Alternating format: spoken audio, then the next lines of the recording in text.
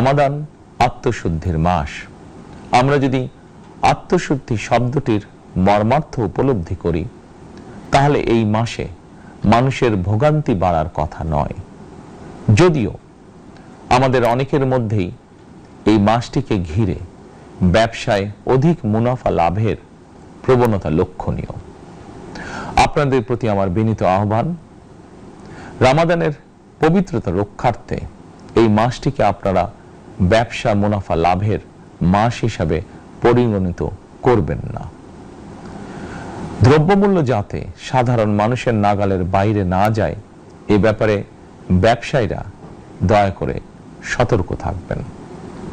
হাজারো প্রাণের বিনিময় একটি মাফিয়া সিন্ডিকেটের পতন ঘটিয়ে রাষ্ট্র এবং সরকারের জনগণের অধিকার প্রতিষ্ঠার অঙ্গীকার নিয়েই আমরা রাষ্ট্র পরিচালনার দায়িত্ব গ্রহণ করেছি।